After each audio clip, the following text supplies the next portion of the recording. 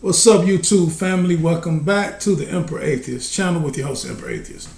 I made a video before. It was called Jesus is a Big Fraud. And he is, or was, or whatever the hell he was. It don't matter. He was bullshit. But this particular video is basically dealing more with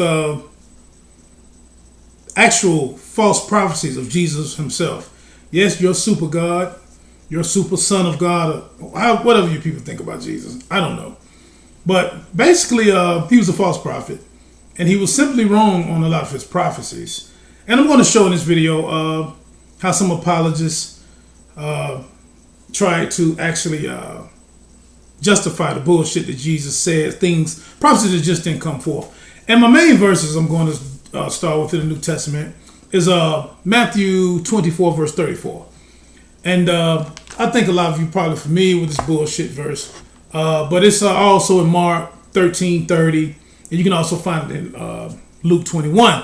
But basically it says, truly I tell you, this generation will certainly not pass away until all these things have happened. I should have read that verse in my Mosaic church voice or some shit. Truly I tell you, this generation will certainly not pass away until all these things have happened. That's how those black Hebrews be sounding, like some goddamn fools on the corner of the streets. But anyway, this particular verse, and I'm going to put the links in the videos, is Jesus actually telling his disciples or whoever the fuck was there listening to him at that time, and that certain things that he had said in these prior verses, which I'm going to explain, he said that these things would not happen. He said this generation would not pass away until these things happen. Well, the thing about it, none of those things happened in Jesus' time or the disciples' time. Things that he was speaking about, you can go back before verse 34 in Matthew. You can see he's talking about the darkening of the sun, the rise of the Antichrist, desecration of holy places, all of these things. And it's the same storyline that you find in Luke 21 and the same one you find in Mark chapters 13, starting at 24 through 30. Same story, copycat story. But the thing about it, these things didn't happen in a generation. So what has happened, even right after the so-called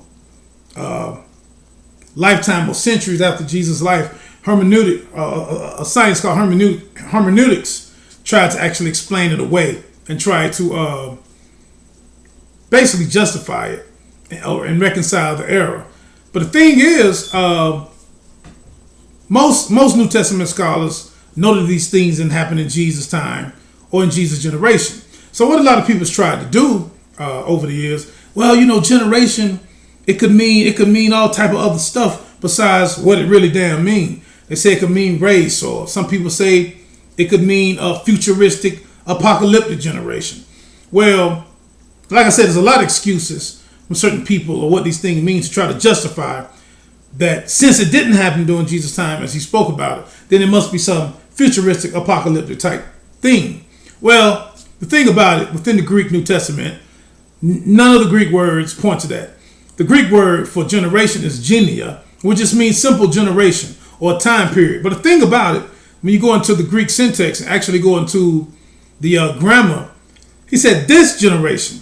The Greek word for this is hotui, hoti, which is basically a demonstrative pronoun, which means this. Same thing in English. When we say this, I mean, when Jesus was speaking about this, he wasn't referring to something thousands and thousands or a million years later.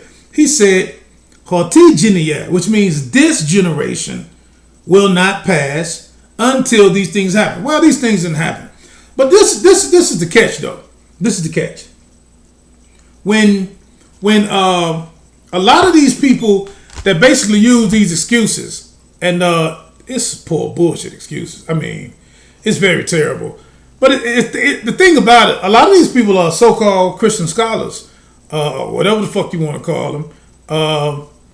But a lot of them don't take into account, in actuality, what the rest of the New Testament says. And y'all been looking at my videos. Y'all seen a lot of people videos, other people videos who actually showed the Bible to be a bunch of bogus textual stuff written by unknown authors that contradict each other.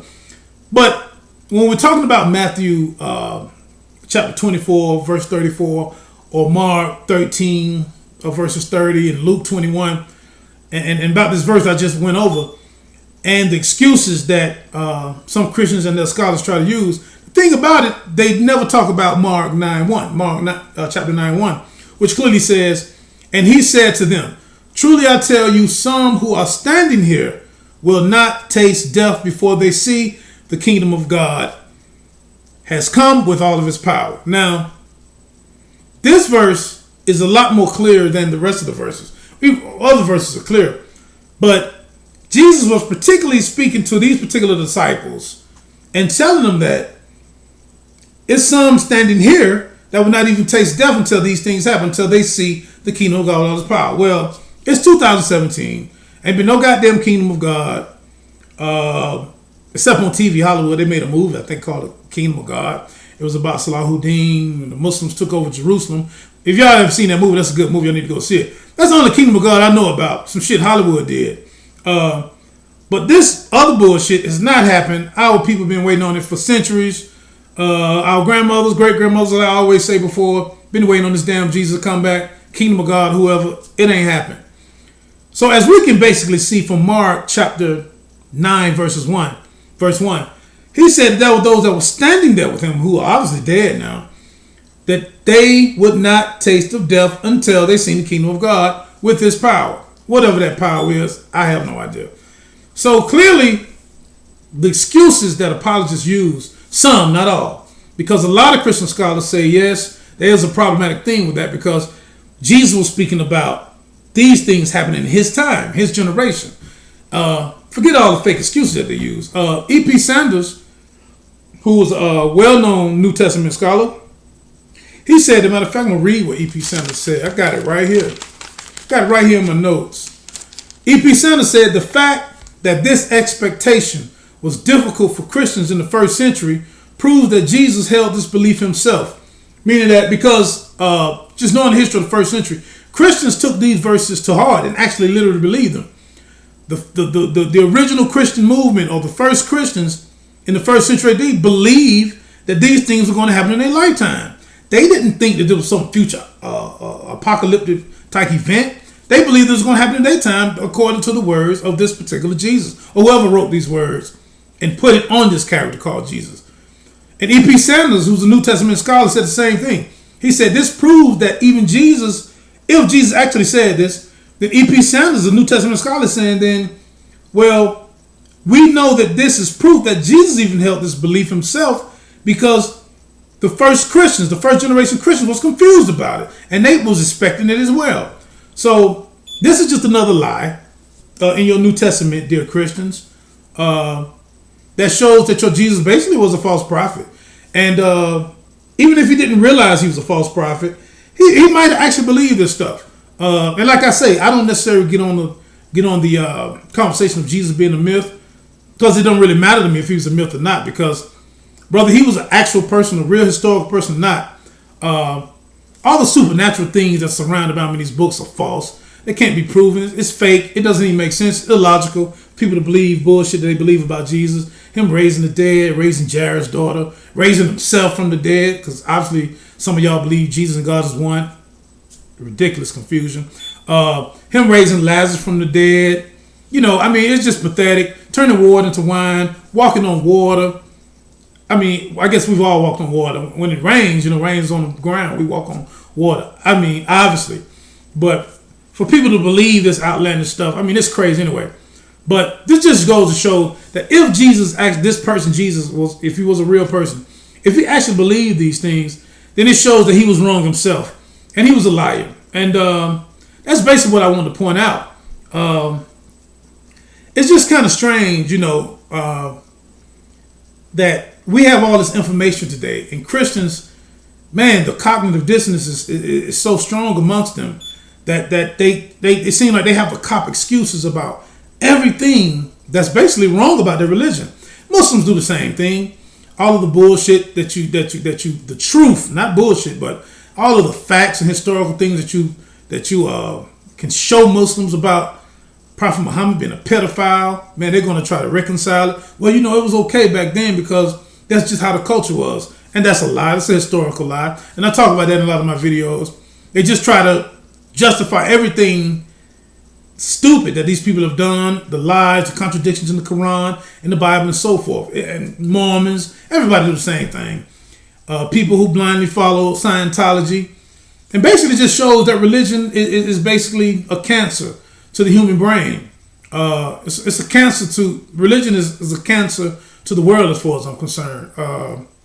It stops your thinking. It makes you say stupid things. It makes you believe stupid things. It turns you into a dodo bird. I mean, it's terrible. But I just wanted to make that point on that. Been wanting to make that point for a minute in my video.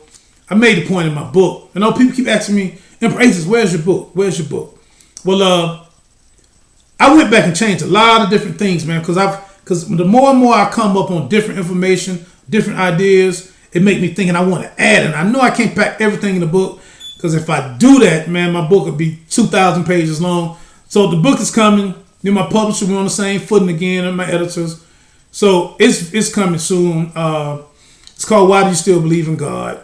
And no, it won't be penned under Emperor Atheist. That's just my pseudonym that I use in debates or on my videos.